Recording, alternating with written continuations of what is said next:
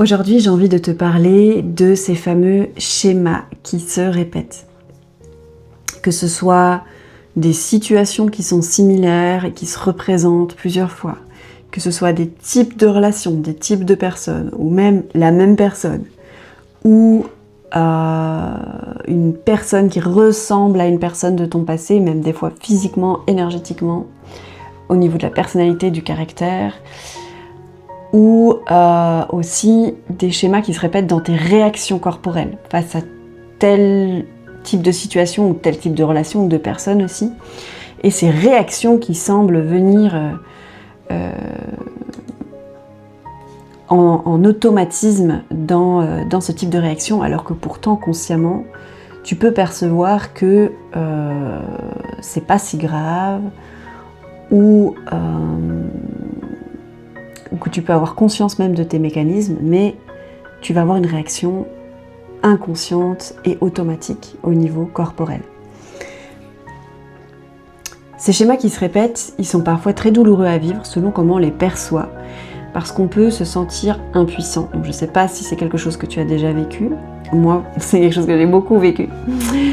Et je continue de processer sur mon chemin face à des situations qui se répètent dans un écho, mais de plus en plus subtil, et avec une compréhension et une conscience qui m'amène à vivre ces moments-là de manière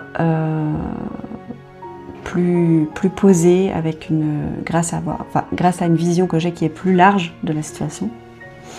Donc voilà, j'ai beaucoup vécu ce genre de choses, et donc c'est pour ça que j'ai beaucoup appris aussi dans ce genre de situation. Et donc ce qui est difficile quand on se trouve face à un schéma qui se répète, ça va être ce que ça va venir déclencher en nous. Souvent ça va être soit de la colère, de la tristesse, un sentiment d'impuissance, particulièrement quand on est déjà en cheminement depuis un certain temps et qu'on comprend des choses sur notre fonctionnement, et on se dit, et bim, ça se représente, et on se dit, mais pourtant j'avais travaillé dessus, mais pourtant j'avais compris ça, et comment ça se fait? Du coup il va y avoir une colère contre soi, une colère contre la vie, et une incompréhension à ces endroits-là. Et ça peut être très douloureux, et du coup on peut venir rajouter encore plus de difficultés, de souffrance et de violence envers soi dans ces situations-là, parce que justement, on n'a pas forcément la compréhension de notre physiologie et de ce qui se passe réellement et des enjeux qu'il y a réellement dans ces situations-là, dans ces moments-là.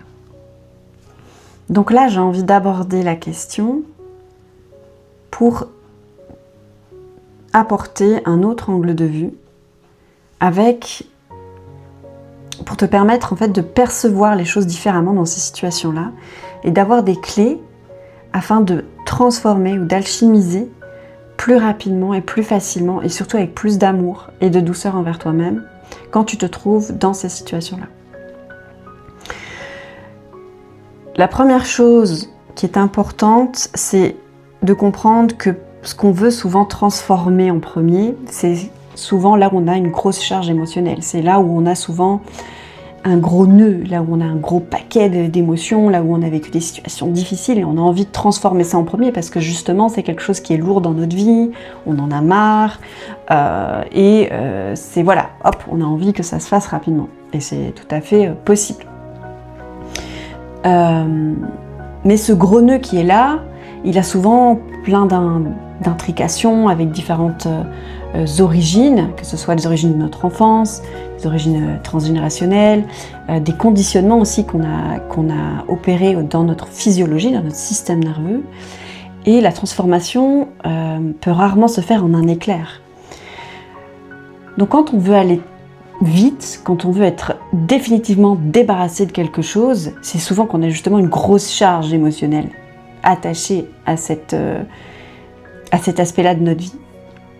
Et donc, quand on comprend qu'il y a une grosse charge, ça veut dire qu'il y a beaucoup de mémoire de notre passé, beaucoup de conditionnement à cet endroit-là. Les choses ne peuvent pas se faire du jour au lendemain, même si, comme je répète, je pense que c'est important de se laisser de s'ouvrir à tout possible et que les choses peuvent quand même aller vite. Mais souvent, on a envie d'aller vite parce qu'on en a tellement marre en fait. Et du coup, on passe à côté du processus naturel de la vie qui demande des étapes, qui demande d'enlever couche après couche, qui demande d'aller conscientiser des choses progressivement et qui demande d'aller à la rencontre de soi petit à petit. Et c'est un processus en fait. C'est un processus qui évolue avec nous, qui évolue avec notre conscience et qui évolue avec notre propre transformation. Et donc, quand on comprend quelque chose à un certain niveau, parfois on va être confronté à ce qu'on appelle un schéma de répétition, mais en fait ce schéma, il fait plus écho à cette première couche qu'on a compris. Il fait écho à cette couche qui est en dessous, avec ce niveau de conscience qui est un peu plus profond de nous-mêmes, qui est un peu plus, peut-être aussi un peu plus profond, mais aussi un peu plus large sur la vie, sur nous, sur cette situation, etc., etc. Et donc, ces schémas qui se répètent, ce ne sont pas des échecs, en fait. Ce sont des moyens de transformer, d'alchimiser plus profondément des choses qu'on ne pouvait pas faire avec notre état de conscience précédent. Donc ça, c'est une première chose. C'est pour ça que quand on recherche des solutions miracles et rapides, souvent ça part justement de cet espace de ras-le-bol où vite c'est bon, là je vais me débarrasser de ça et on n'en parle plus. Mais souvent dans le fait, dans le concret et dans le réel, ça se passe pas comme ça. Il y a des étapes. Donc il y a besoin de passer par différents processus. Et les libérations émotionnelles qu'on peut faire, que ce soit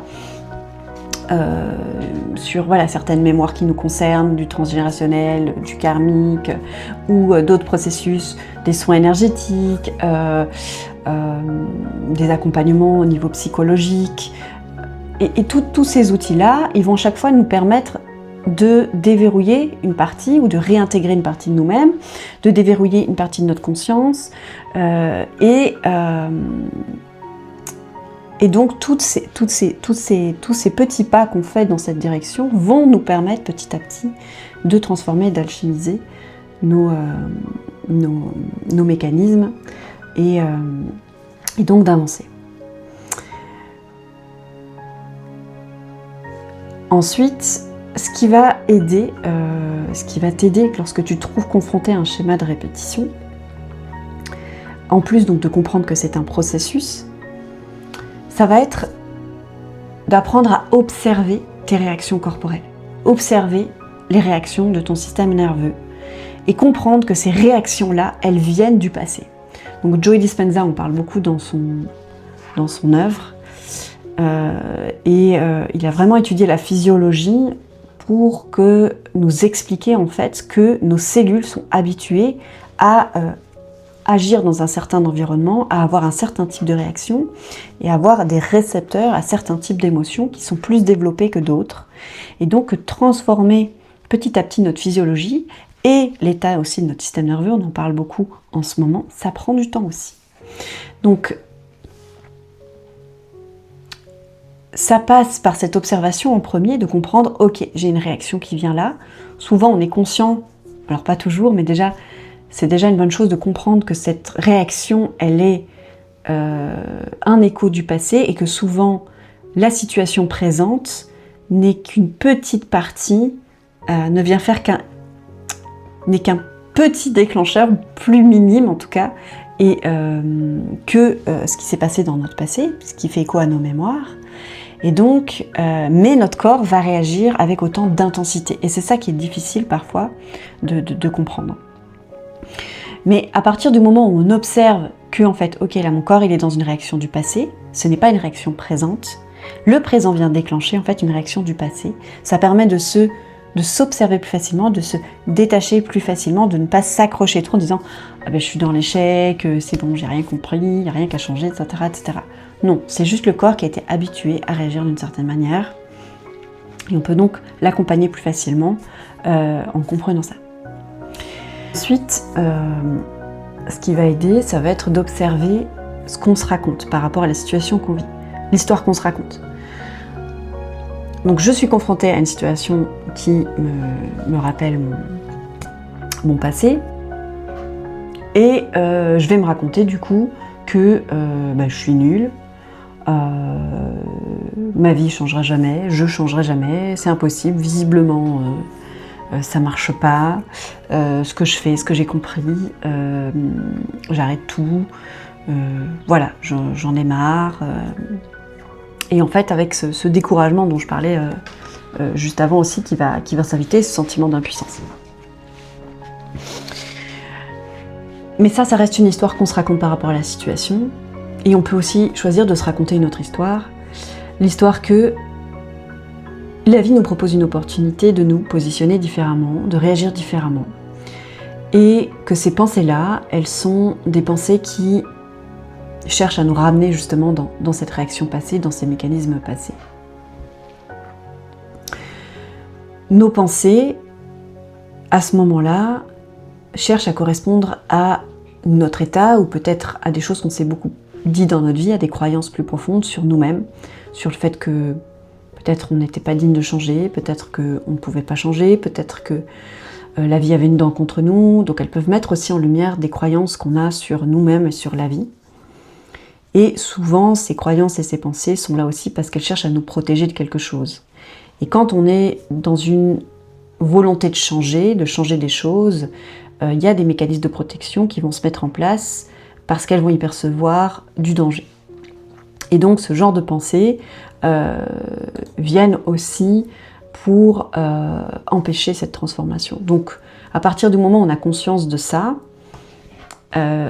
simplement de les voir comme des protections et aussi comme un écho de notre passé, de ces croyances qu'on a pu mettre en place, permet de simplement les observant, elles ont moins de poids et de pouvoir, puisque on va s'identifier plutôt, non plus à cette histoire qu'on se raconte, mais à cet être qui a la capacité de tout transformer, tout changer, même si ça prend du temps, même si c'est un processus, même si on n'est pas parfait, même si c'est pas facile. Mais c'est possible.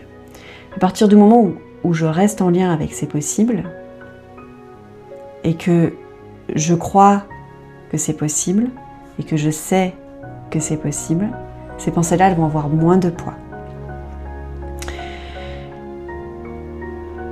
Et donc, à partir de là, ces situations qui se répètent, c'est de comprendre qu'elles ce sont des opportunités de transformation, d'alchimie, à des niveaux à chaque fois différents.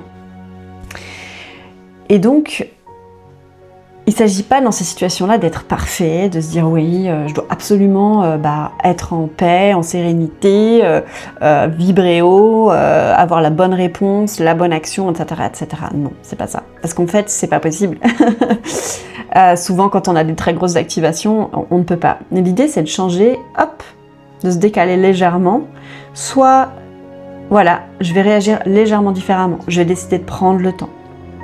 Je vais poser un acte réparateur à cet endroit-là, donc ça peut être, je peux dire non là où j'avais l'habitude de dire oui, je vais dire oui là où j'avais l'habitude de dire non, je vais avoir la foi là où j'avais l'habitude d'avoir peur, je vais demander de l'aide là où j'avais l'habitude de ne pas demander de l'aide.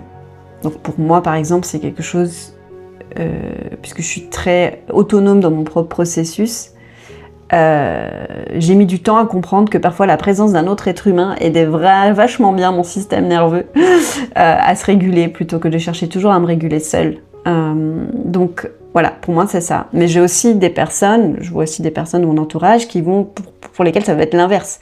J'ai l'habitude de beaucoup me reposer sur les autres et du coup, je vais peut-être pouvoir m'autonomiser à des endroits où j'avais l'habitude d'être toujours entourée et donc du coup de retrouver aussi avec moi-même ou de faire des choses par moi-même.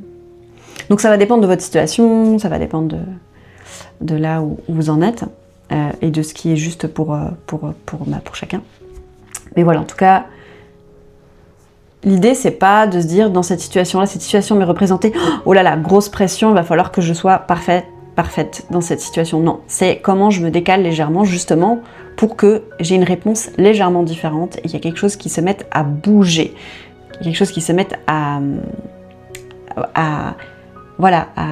comme un caillou dans l'écrou là qui va permettre, pouf, que l'écrou il arrête de tourner toujours de la même manière. Et donc c'est juste, je me décale et je comprends les choses différemment. Et d'aller chercher des ressources aussi à l'extérieur de nous, de l'aide, etc. ou simplement de l'information, ça va permettre également de pouvoir parfois avoir un autre point de vue, un autre niveau de conscience par rapport à ce qu'on est en train de vivre. Parce que parfois, c'est difficile quand on est très activé d'avoir de la clarté. Et la dernière chose que j'ai envie de dire par rapport à ce sujet, c'est quand je me trouve confrontée à un schéma qui se répète, c'est de me poser cette question de qui je suis dans cette situation. Qui je suis dans cette situation, c'est est-ce que c'est la moi du passé, ou le moi du passé, ou est-ce que c'est la moi ou le moi du futur? En fait, d'inviter cette future version de soi, ou en tout cas cette personne qu'on a envie d'être, mais pareil, par des micro-changements, ça va venir soutenir aussi plus facilement la transformation. Si je me visualise dans 10 ans, qui je suis dans 10 ans et comment je réagirai dans cette situation? Quel est mon niveau de sécurité intérieure? Comment je me sens en fait? Et ça va permettre d'inviter dans notre corps à réapprendre aussi à notre physiologie, à avoir d'autres types de réactions que ces réactions automatiques, dont j'ai parlé tout à l'heure, et dont Joe Dispenza parle aussi beaucoup. Et donc d'inviter ce futur dans notre présent amène une transformation identitaire aussi de nous-mêmes par rapport à ces situations-là et nous permet de choisir d'autres réponses et d'inviter à transformer notre physiologie petit à petit. Voilà, si jamais tu as des questions ou des besoins, n'hésite pas à m'envoyer un petit message par rapport à tout ça ou à me partager en commentaire ce que tu ressens, ton avis. En tout cas, pour information, là je propose pour cet été un accompagnement de 4 séances d'1 heure à petit prix pour justement ouvrir des espaces avec toi et te permettre d'accéder à des parts inconscientes de toi, à ce qui est juste dans l'instant, que tu reçoives aussi. Donc ça sera des espaces doux, ces consultations sont des espaces doux pour que tu puisses m'expliquer ce que tu vis, les challenges que tu vis, ce que tu ressens, et que moi je puisse t'offrir mon point de vue, mon point extérieur par rapport à ça, et aussi laisser couler ce que je ressens intuitivement de ce qui se joue chez toi, de à quoi ça fait écho chez toi, et qu'on puisse démêler un petit peu le fil de tout ça, et de laisser émerger ce qui est juste dans ces espaces-là, et te permettre du coup de commencer à faire bouger ce qui a besoin d'être bougé, d'être conscientisé. Voilà, donc si tu es intéressé, envoie-moi un petit message, je prends que quelques personnes cet été, les places sont limitées, puisque mon temps l'est aussi. Et il y aura 2 ateliers, j'ai un atelier sur justement l'inconscient qui aura lieu à Mazan du côté de Carpentras début juillet, et on a un atelier fin septembre avec Lucie où on va aussi explorer notre intuition, où il y aura du chant bien sûr avec Lucie, et voilà, il y aura des activations énergétiques aussi qu'on va vivre ensemble, et j'ai trop hâte. Voilà, et bien je vous souhaite une toute belle journée et je vous dis à bientôt.